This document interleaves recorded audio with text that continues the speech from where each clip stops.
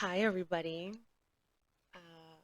I decided to get on today before I head out to the gym and have a workout. There's a topic that has been like running in my mind, uh, and I think it's a good idea to bring it into Love Tribe. You know, this is a channel that's about love. This is a channel that's about relationships, emotional intelligence, enlightenment. Um, there's a couple more other items we're going to get into as I grow on this podcast, but we'll take one episode at a time. It's like one layer at a time. What I wanted to talk about is relationships and social media. It seems to be such a hot topic for people, especially if you are in the dating world, like in the dating scene, I would say, if you're single. But even if you're married, like social media has started to cause rifts in relationships just because of how people are using their social media apps. And this is my perspective on that. I feel like if you're confident enough in knowing your worth, you know, confident enough in knowing also what you bring to a relationship, it's very difficult for outside factors to be a threat for you because you're confident in what you bring into that connection, into that relationship. So instead of looking at social media in a way that uh, is an explanation sometimes as to why relationships don't go good or have problems, we should really work from within. We should try to correct and better ourselves from within so that confidence, that self trust, self belief, self love is fortified enough where, the fact that your partner likes things on social media has nothing to do with the fact that they are or aren't happy with you. I feel like people that focus on social media as an explanation as to why their relationship has issues, or they wonder and worry about the social media being a factor, usually are people that deep within they feel not secure in knowing how to navigate a relationship, in how to stay in a relationship, or they have, that in innate fear that they won't necessarily know how to make that relationship something that is long term, which is normal actually. You know, that's one of the reasons why men and women that fear commitment don't get into commitment. Sometimes it's not the factor that you don't want a commitment or that you don't love a person enough. It's the fact that you are actually worried and afraid that you won't be able to perform as an individual in a commitment because you know, the you can't handle, what all of that represents, what all of that means. Much like, having your own business is not for every person. Not every person can be an entrepreneur or business owner. They don't know how to manage that. And even people who go into owning their own business, I remember I had this friend, amazing person. We were friends for so many years. They had this vision of having their own business, their own cafe. But when it came down to it, to actually having it, and life was presenting opportunities where it was going to happen, what they did is they actually ran away from it, which obviously damaged our friendship because they also were running away or distancing themselves from me. But that's fine. I understood that they were running away from the concept of what having their own business represented, something they couldn't handle. See, not everybody can handle even what they envision or dream for themselves. They think they can, they want it, they desire it, but then when they're in it, it's hard. So commitment does bring that phobia forward, whether you are a man or a woman, because fear of commitment has nothing to do with gender. It has to do with the mind. So social media now has played a role of having people more interconnected and um, more available to access images and people, because there's people behind those images, there's people behind those social media accounts. So you feel like you can send them a message, You can interact with them in a virtual setting, and that's fine. That's okay, even if you're in a relationship. Again, I really feel that there is no boxed up order or design for how a relationship should happen or be handled. What does that mean? There is no one person, even life coach, relationship coach, therapist. It doesn't matter what psychology route you are talking about. There is no correct route for relationships. Like I can't give you the formula for relationships and it works for everybody. I can't. It is customized. The attention needs to be customized, and that's why therapy is so valuable because even in therapy it takes time to get to know the situation, get to know the person, so that you can then dispense your advice, you can then dispense your knowledge in helping them, in guiding them. But when it comes to social media now, we're delving into what is in the mind. We're delving with seeing what's inside the mind externally because social media allows for you to interact, to like, to comment, to do a bunch of other functions relative to that. So if another person sees it, they can kind of almost have a snapshot of what's in your mind or what was in your mind. What images do you like? What does your feed show? Because also what's on the feed of your social media says a lot about what you've been looking at. Not just the feed on your account, but the feed on like the search section of that social media account. Um, Social media has also enabled people to have like almost like a sense of security in terms of I can share this and no one else will see because it'll disappear after a couple of hours, and that's with apps like Snapchat. But the reality is in other countries there are third party websites that record everything that's on these accounts, whether they are public or private, and they're able to give you the feed of what the person posted. So don't think that just because it disappears on the app, it disappears 100% from the internet. It doesn't.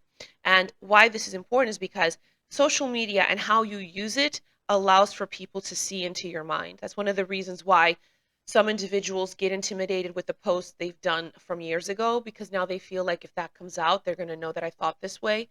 And no one should be penalized for how they used to think because if we are growing, if we're developing, if we're becoming better people as we get older, as we get married, as we have children, as we take care of someone else in our family, help a friend, as we go through experiences that break our heart, we become better people. I mean, that's the hope, right?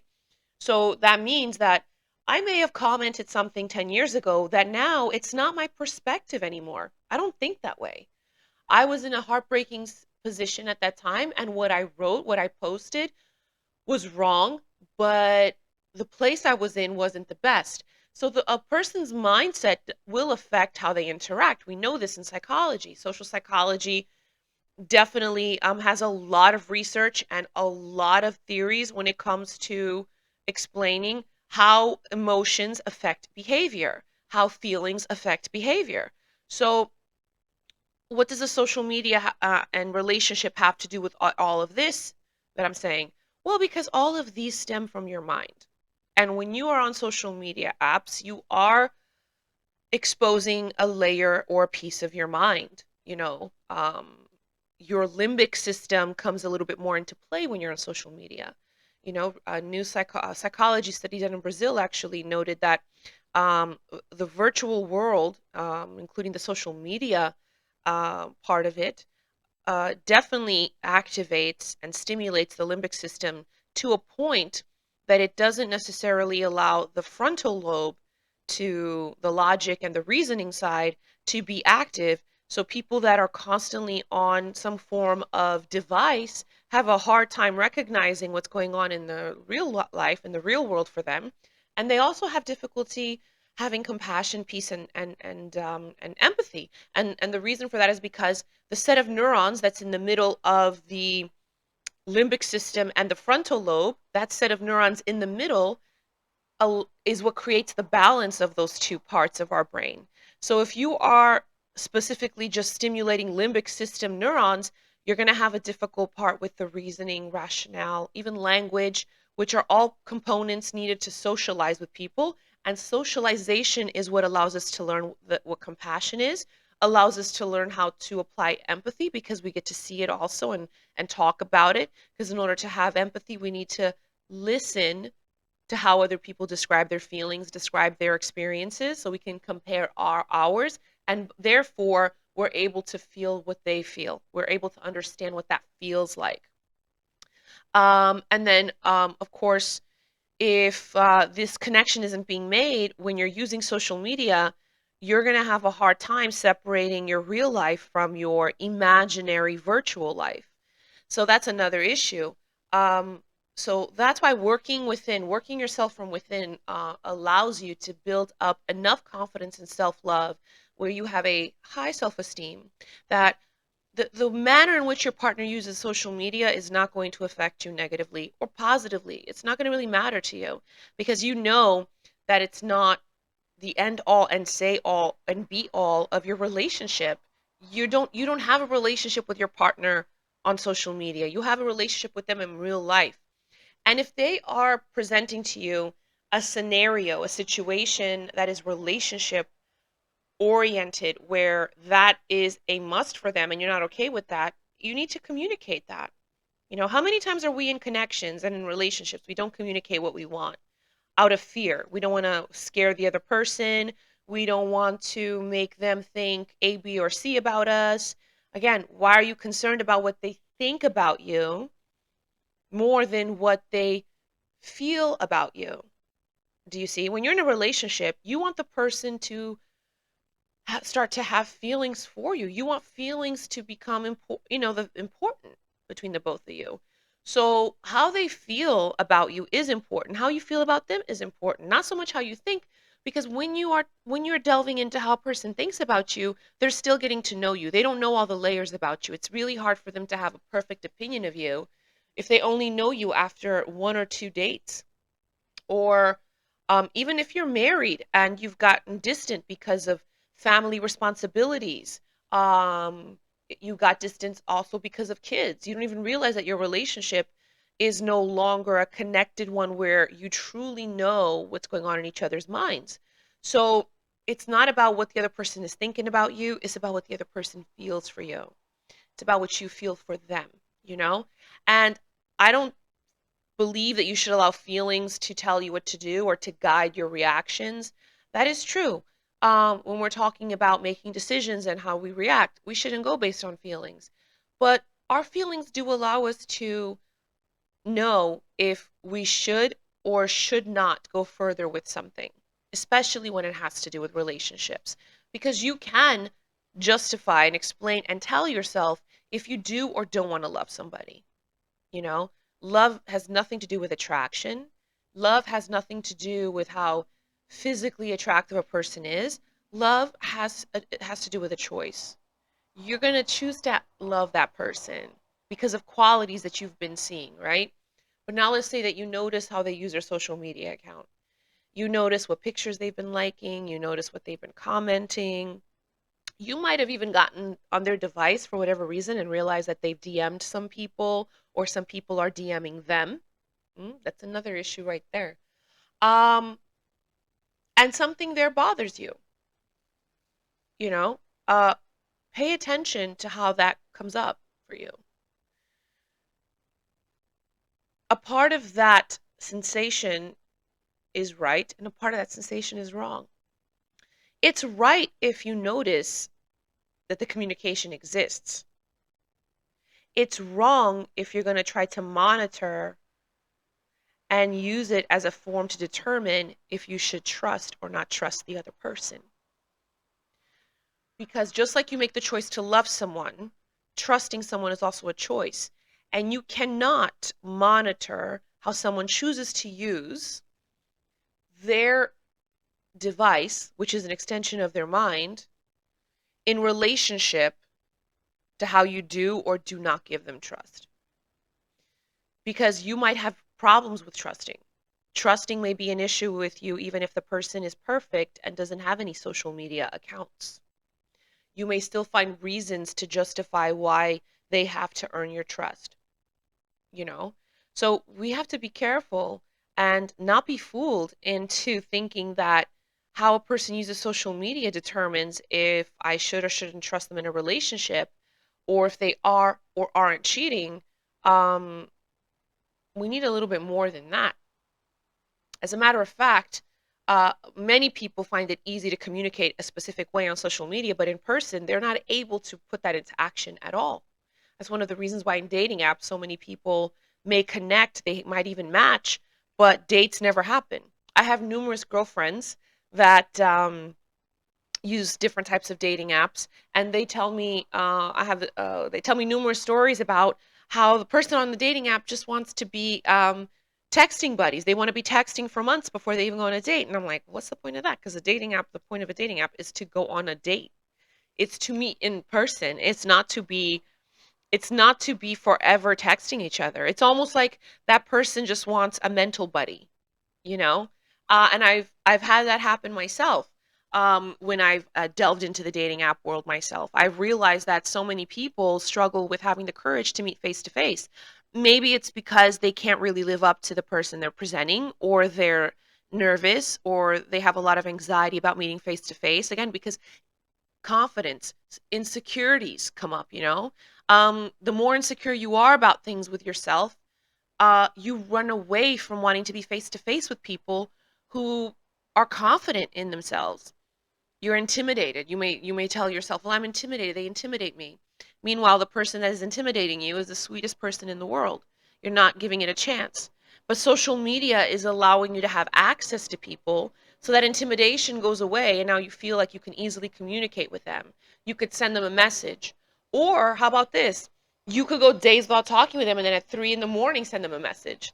That's another thing that technology has given us an ease into, a feeling of everyone is accessible no matter when I want to contact them. I could just communicate. Okay, I do believe that communication is key to opening up and expressing what you want. And expressing what you want is really important when you're trying to build and have healthy relationships, whether it's with family, friends, or romantic ones.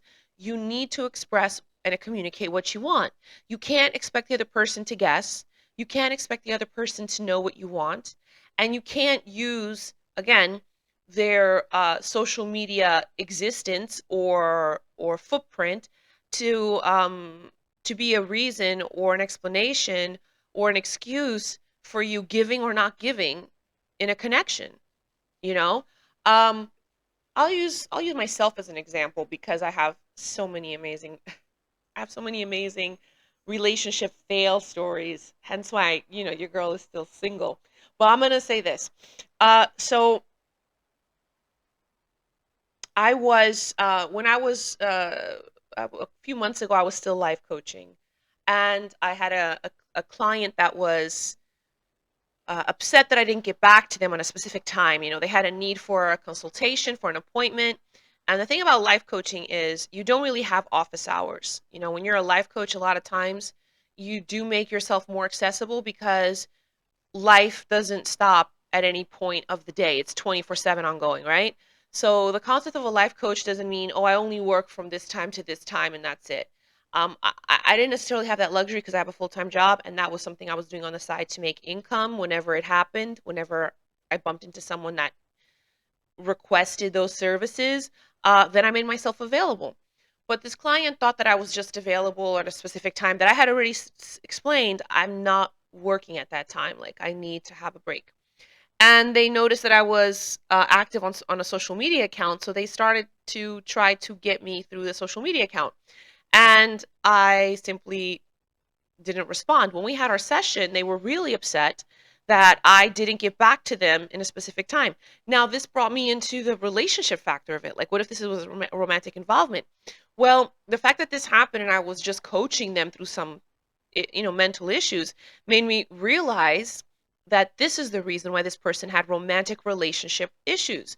Simply because the person doesn't respond to you within that particular day and they, respond to you the next day, does not mean that their interest isn't there. It does not mean that they are, interested in someone else, or they've met somebody else, or they don't care, or you're taking things so personal, you know?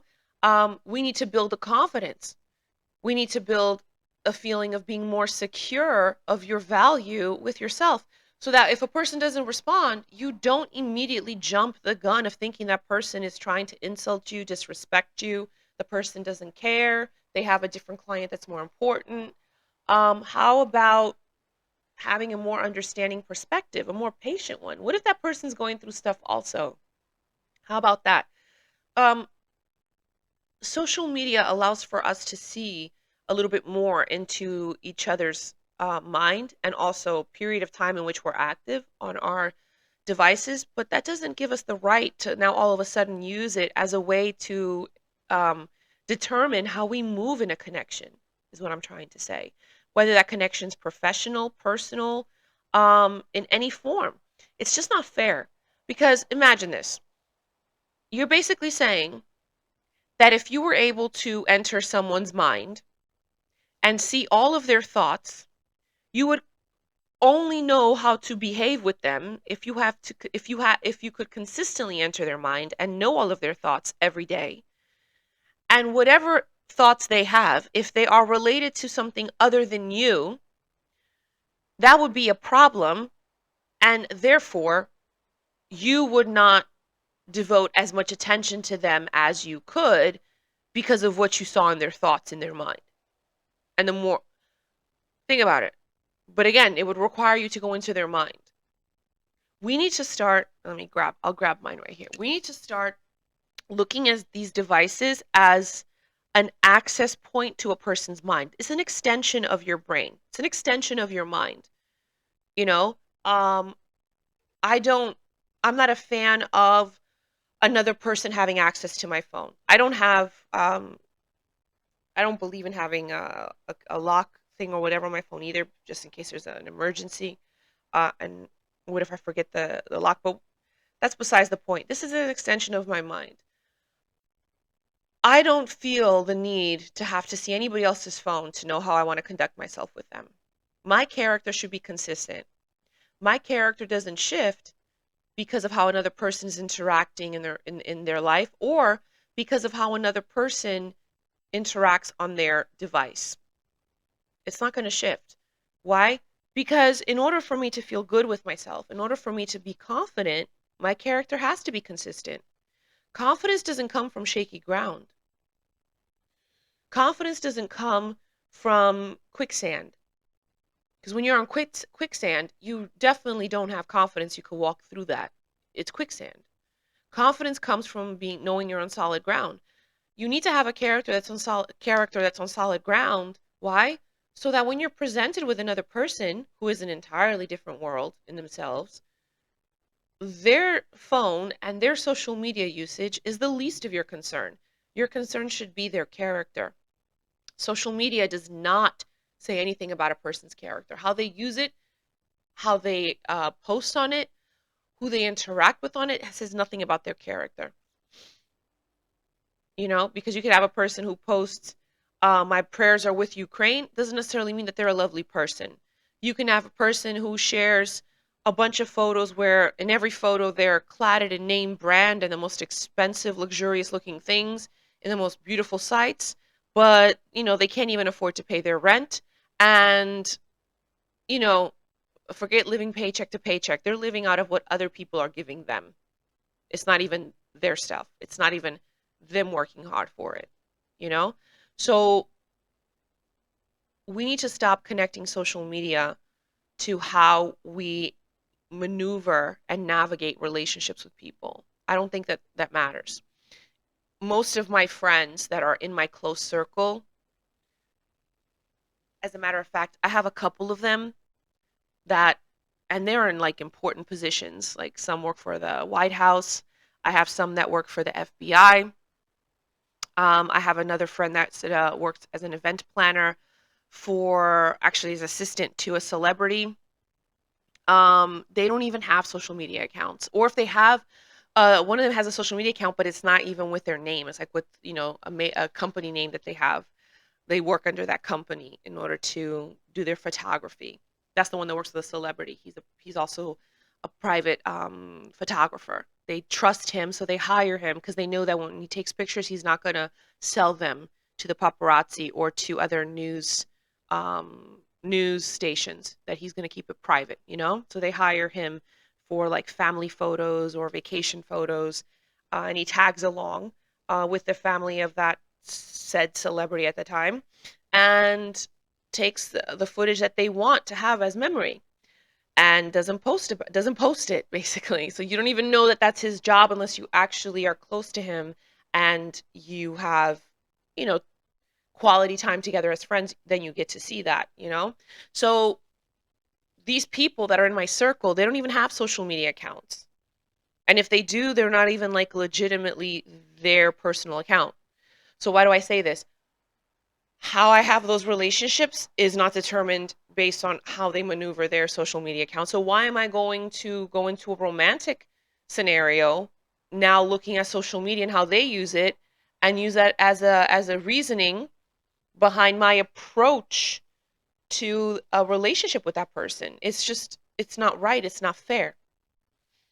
Okay? The more immature you are mentally, the more reasons you're going to look for making things hard for yourself. Why is that? Because you're insecure. You lack confidence in yourself, in telling yourself, if I don't like how this is going, I'm leaving. It's over. You're also more insecure because you don't like the concept or the idea of being alone. You think that loneliness sucks.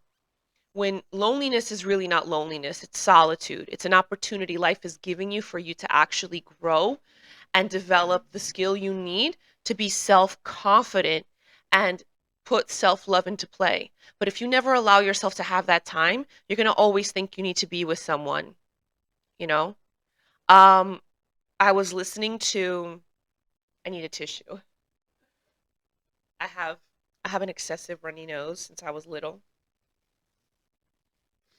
I always wanted to change that, but now it's something that I love. I love about myself. Anyway, I was listening to this guy yesterday. He was giving great relationship advice, marriage advice. But it took him getting separated from his wife and he started a full-blown relationship with someone else. He was with somebody else. They weren't even divorced for like 4 months. He was having a full-blown relationship, started living with this woman and everything. This woman thought that she was going to have I actually know the woman. She thought she was gonna, that's it. That she's starting a new life with this guy. And they were happy. And this man was, miserable from his separation situation, headed towards divorce. But here's the clinger. The issue um, with the new person in here was feeling confident in what is this relationship going to last or not. Like, he's not even divorced, he's just separated. But uh, the man was confirming to her that basically his marriage was over way before the separation. Okay, well, cut to 4 months went by. He's living now with this new person. He's separated from his wife, and now he's giving relationship marriage advice on a podcast. He was basically expressing how he then got back together with his wife. They never got separated. They rebuilt their marriage, and he completely forgot to mention what happened to the woman that he was with in that 4 month period of time. That person became like non-existent. Okay. Um, why am I bringing this up? Because that man never allowed himself to have a time of solitude to actually discover his self-love and develop his self-confidence, so his insecurities of being, you know, a great husband, a great person in a marriage could go away, and he could actually see himself for himself. And yeah, maybe he still would have been able to uh reconstruct his marriage with his wife, but don't get into a full-blown committed relationship with someone and make them believe you're going somewhere. That's what this in this podcast they were talking about, how sustaining the marriage and staying married is important. Divorce is not an option. I'm sorry, sometimes divorce is an option. Sometimes divorce is the only option, you know? And this situation that I'm describing here from this particular individual had nothing to do with social media because he's not even a man that uses social media in any form other than to post his podcast on relationship advices now. So he still did the same rigmarole of like, oh, I'm separated, but now I'm single. Let me start dating someone. Oh my God, I'm falling for her. Let's start living together. We're in a 4-month relationship. It's, the person thinks we're going in a specific direction together. Oh no, you know what? My wife and I are going to rebuild our marriage. Bye. This was nice. How unfair is that? We got to stop moving in our life with no healing instead of pointing at, oh, it's the way you use social media. Oh, it's the way you do this. Oh, I just don't like how you do that. Um, we got to stop using all of these different reasons as explanations as to why we want in or want out, and we need to just start looking within ourselves and healing ourselves and be a little bit more confident and know our value simply because of who we are and how we are. And the way that's going to happen is by keeping our behavior, our attitude in life has to be consistent because it has to be your character. Now, if you know you have a shaky character where you're only going to do good when other people are watching, but when you're by yourself, you do the worst, you do whatever, you may even, cheat, then of course you're going to have a hard time trusting. You're going to have a hard time committing. You're going to have a hard time even being happy in the life you have. You're going to want to run away from the life you have because you know you can't really be consistent with your character. You look for things to do in life to get you busy and make you excited while you're busy so you don't have to focus on building a consistent character, which is what you need.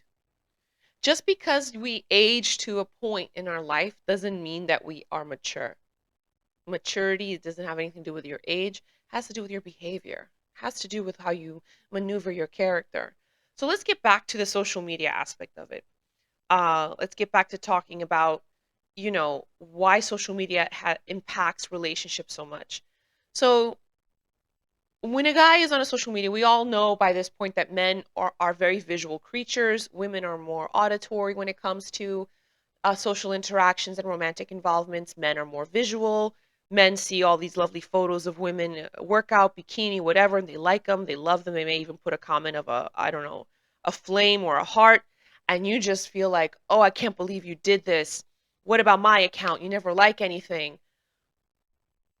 Honestly, you want to dilute the value of your connection to how they do or don't interact with your social media account, but yet you're using that time with them to go over that as opposed to using that time to enjoy the connection, to grow the connection, to maybe learn something different about your partner.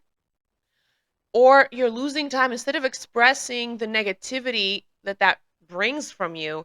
How about expressing, what is and is not okay for me in a relationship?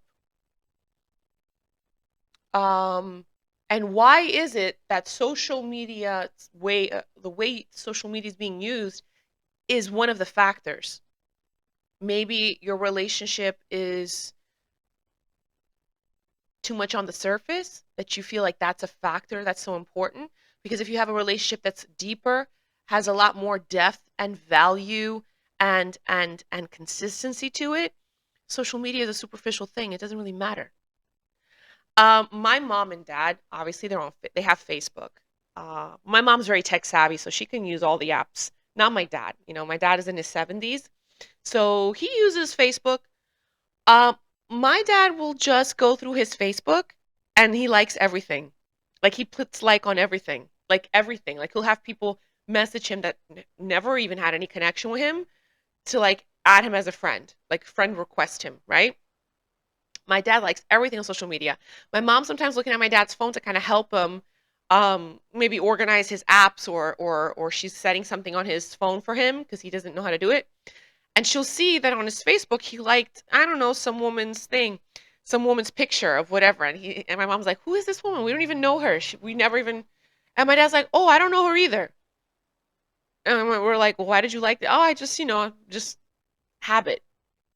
Again, so many people that are on social media will just like stuff just out of habit. It's almost like a tick on their finger that they do. It doesn't mean anything. Let's stop putting meaning to stuff that does not mean that much. Even if the man is attracted to the image he's seen and he's liking the girl's bikini shot because her ass looks really good, just because he liked it doesn't mean that he thinks that your ass is any less sexy. Same for the girls. Just because you're liking some guy's abs and his workout routine and you put a heart to it, guys, that doesn't mean that she likes that man better than you and that if he asks her out, she can go out with him or that she wants to go out with him. That simply means she just liked that exercise routine. Let's stop putting a meaning that is so heavy on something that is so surface level. If you know that your relationship has more consistency, more depth, and more value than that. Do you see now? Do you see why sometimes we have to really stand on a different angle to look at the situation to then be like, yeah, that was pretty crazy that I even thought that way. That's why you can't make decisions and judgments on feelings because your initial feeling will be that of jealousy. Almost every person will have a little bit of jealousy, and that's normal. You can't escape the feeling of jealousy. It's part of the neurological connection in our brain when it dives into um, what we consider to be ours. So relationships, even though people are not things that we own, but that we do start to feel as if we are um, like family with each other. So we do start to feel protective of one another, and that protective way of thinking of our partner will have you see something that maybe you don't like uh, from them or coming to them that initially just sparks jealousy. Don't make a move based on that because that initial feeling of jealousy can be tricky. It can fool you into the wrong thing, is what I'm trying to say. Analyze a scenario from a different perspective. It does take you reacting slower. It does take you slowing down the whole reaction process to things. But many a times you need to slow down your reaction. You need to slow down how you respond to things. Technology has also made us think that we need to have a response in 5 minutes or that our immediate response is the response we should have because in my phone I want a text message immediately after I message someone. I don't just want to see the little bubbles. I want a message. I don't want to see the three dots go on for like 10 minutes because then I start to think, "Oh my God, they're writing a paragraph." Maybe they're just typing something and then they delete it and then they want to rewrite it because they don't like the way that they're texting it. I don't know. It could be like five different reasons, right? But I immediately jump to the one that's like, oh my God, they're writing me a paragraph and I don't have time to read a paragraph. And I get frustrated, you know? So let's stop jumping the gun. Don't allow your feelings to make you jump the gun into a response and into a reaction because they're tricky. Jealousy will have you believe that the other person is fooling you and they don't deserve your trust. And now you'll be in a scenario of having to maybe listen to the other person explain something to you that'll make you realize, oh my God, I was so wrong. I'm sorry.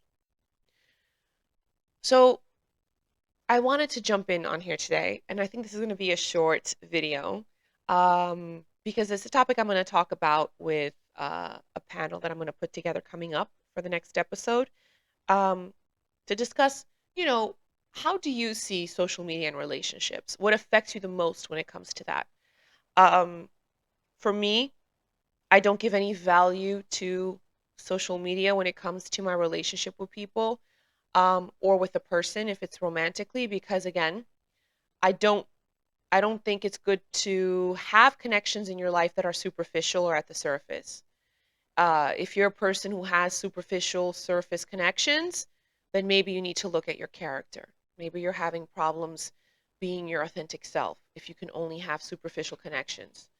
I I I like to move with a little bit more intention. So when it comes to social media, I do look at it this way though, that if there are people in your life that for whatever reason have to hide you and sometimes don't even represent you or don't even post about you, but they're posting about everyone else, that yes, that does get to a point where it does hurt.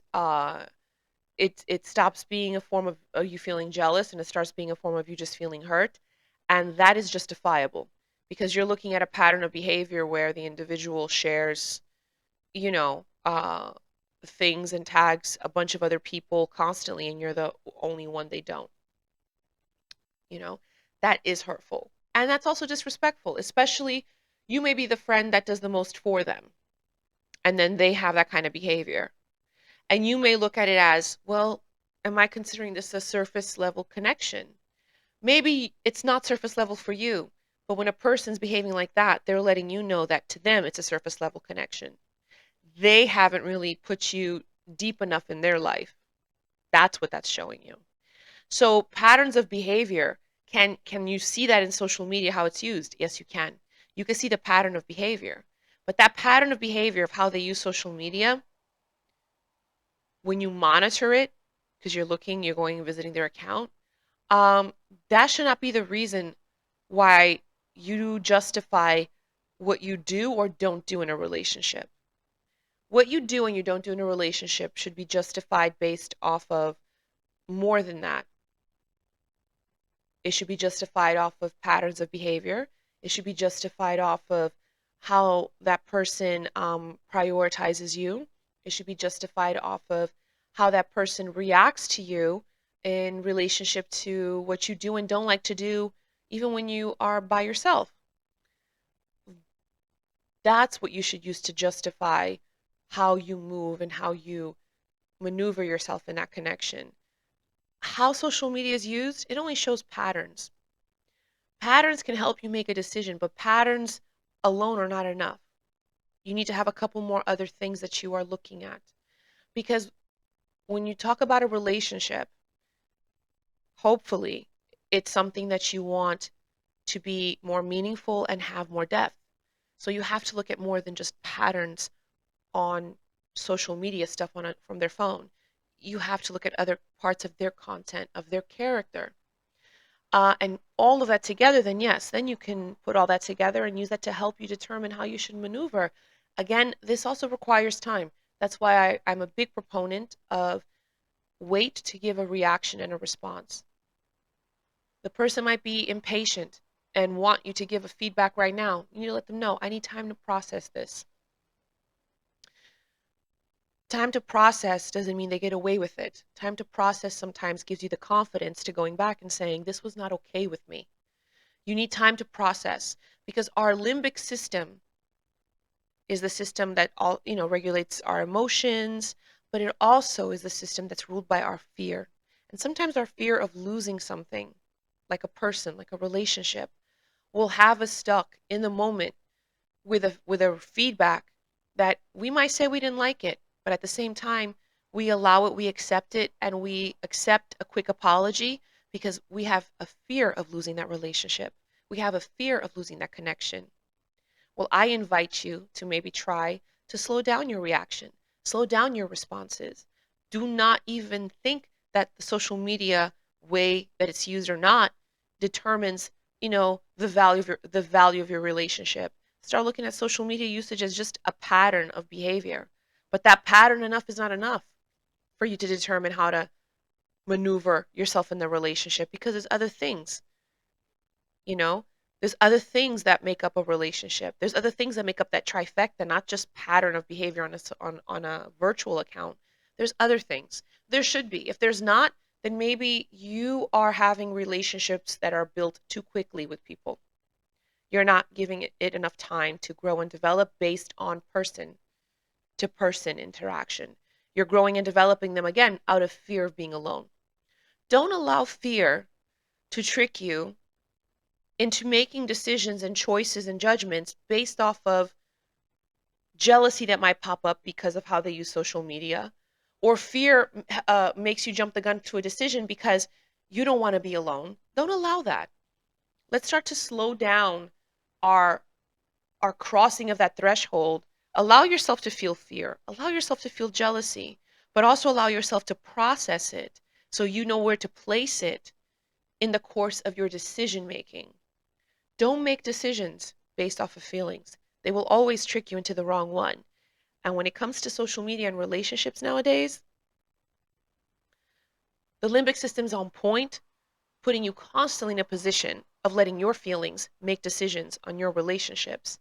And a lot of people are then thinking that all the options they have on social media, of all the connections that respond back to them, or all the friends that are interconnected because of the DMs that give you access to one another, you're fooled with thinking that those are actually options for your life when really they are illusions of options.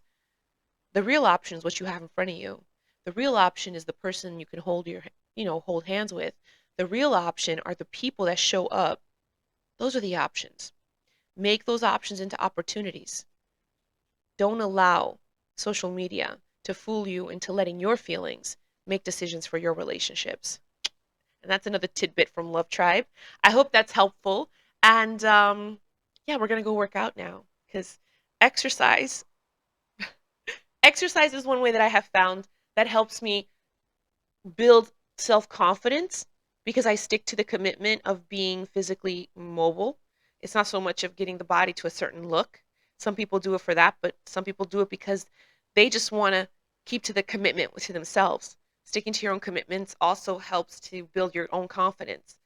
Um, and also exercise just to be able to move my body because years ago I was told I would never be able to lift weights or jump rope after I had a huge car crash where I almost lost my left leg. So the fact that I could do certain things, I do it out of almost like a feeling of gratitude that I have a body to move.